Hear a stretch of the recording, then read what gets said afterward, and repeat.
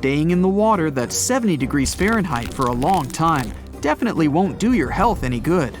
A water temperature of 50 degrees Fahrenheit is a nightmare. It feels much colder than the air of the same temperature. The passengers of the Titanic were in 28 degrees Fahrenheit water. Can you imagine how cold it was? Even the iceberg that the Titanic met was warmer. The water didn't freeze because of the high salt content. But what if the temperature had been higher? What if the Titanic had sunk in warm water, say 120 degrees Fahrenheit? Theoretically, this could have happened had the waters of the North Atlantic met a warm undercurrent from the southern part of the ocean on disaster day. But this heat wouldn't have been enough. The ocean area is too vast, and the temperature is too low at night. The warm undercurrent alone wouldn't have made a difference for people who were overboard. But if the Titanic had sunk in another place at one particular moment, perhaps then all people could have been saved, thanks to an incredible natural phenomenon. Now, on board everybody, our voyage to a parallel universe begins. It's a moonless night on April 14th through 15th. The Titanic crashes into an iceberg. Icy water floods the lower decks. The captain sends a distress signal. The nearest rescue ship, Carpathia, is 58 miles away from the sinking Titanic. At maximum speed, Carpathia will get there in 4 hours. That's quite long, even in warm tropical waters, since your body loses heat anyway. The Titanic begins to sink. The crew downs lifeboats. Some of the passengers jump overboard. The ship is going under the water. There are no boats left, so you jump along with other passengers. It feels as if you got inside a huge iceberg. The water is so cold that it's hard for you to move. You can't even scream because there's no air in your lungs. But at this moment, you feel a pleasant warmth coming from the depths. The heat rises above your knees and waist, then reaches your neck. Finally, you regain control of your muscles and can breathe deeply. You notice that all the other passengers feel the same warmth. The water becomes a little hot. It makes you happy. But in a moment, horror replaces your delight. The ocean begins to foam. And not because of the high temperature, but because something is rising from the ocean floor. You hear a heavy, low sound coming from the depths. It's not a sinking Titanic, but something bigger. You can see a huge iceberg nearby. It's melting, and a huge chunk is breaking off from it. 1,000,000 bubbles appear on the surface. Then you feel something hit you in the leg. Thousands of strange lightweight rocks are rising from below. There are also massive plates among them. People use them as lifeboats. You climb on one of those rocks and look at the ship. It doesn't sink, since all the water is bubbling and pushing the vessel up. You take one of the small rocks and understand everything. It's pumice. An underwater volcano has woken up right under the ship. Thousands of tons of volcanic rock are floating to the surface. When it erupts, its magma shakes the entire space, heats the water, and destroys the seabed. But it doesn't result in anything destructive on the surface. The enormous pressure of hundreds of millions of gallons of water suppresses the volcano's power. Molten rocks of the Earth's crust are pressed against the seabed, and pumice rises to the surface. And here's why it happens. The upper part of Earth consists of many solid parts, tectonic plates. These plates collide with each other and divide. And when one part separates from another, the magma immediately comes up. So, all volcanoes are these unstable fault sites. If the Titanic had sailed over one of these areas during an eruption, many passengers would have been saved. Back in the parallel universe, you notice the Titanic starts sinking again. The water is no longer bubbling. The volcano has gone out.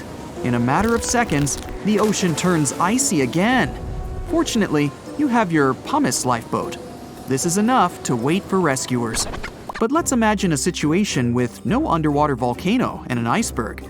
A situation when the water was warm from the very beginning. One of the engines in the motor compartment of the ship breaks down. Several pipes burst because of increased pressure, and now there's a crack in the ship's body. Water is filling the lower decks. The ship is sinking. People evacuate on lifeboats.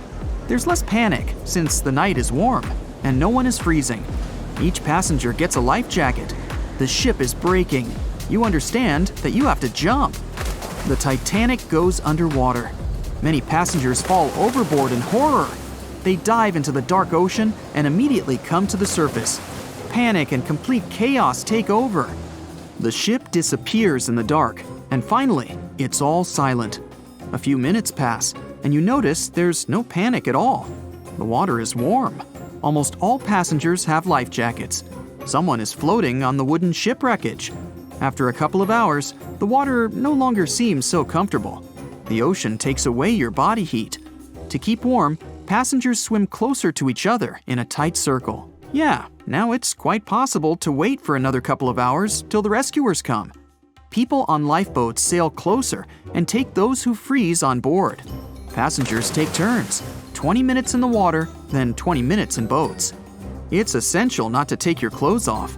Even a wet outfit helps keep your body warm for longer. And when it seems that everyone is saved, somebody screams. A girl in a boat looks scared. She trembles with fear and points her finger into the black water. Passengers try to see what's there and notice a triangular fin.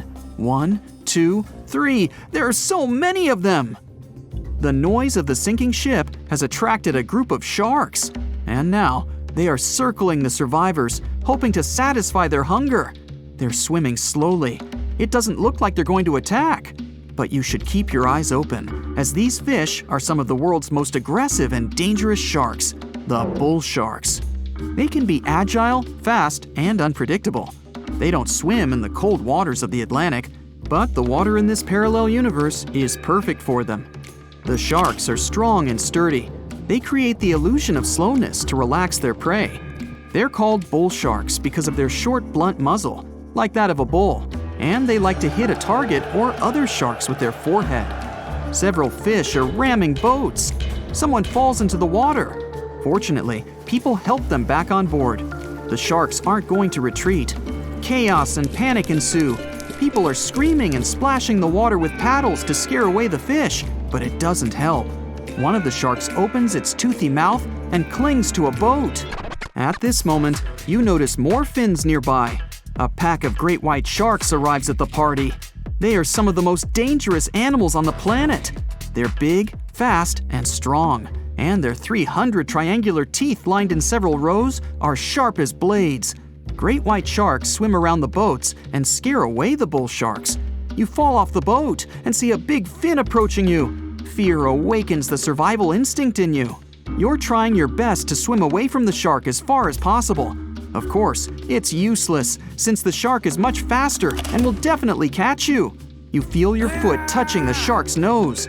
The other foot gets into the toothy mouth. You scream in horror. After a second, the shark lets you go. Great white sharks rarely attack people. If they bite, it's just to test you. After all, the shark's favorite prey is seals. It simply loses interest if it realizes you aren't a seal. But if the shark is starving, it doesn't matter to it what kind of prey you are. Lucky for you, this one is not like that. Those survivors in the boats have almost nothing to fear either. Great white sharks don't attack them. They can push boats slightly, but only to test them. The great white shark is swimming away from you. But a bull one appears, and it looks like it's hungry. The shark is swimming towards you, opens its mouth, and a loud ship horn penetrates the water. This is the RMS Carpathia that has come to the rescue. All the sharks swim away scared. All passengers are saved. Back in our universe, another ship that had been nearby could have saved the passengers much earlier. But that's another story.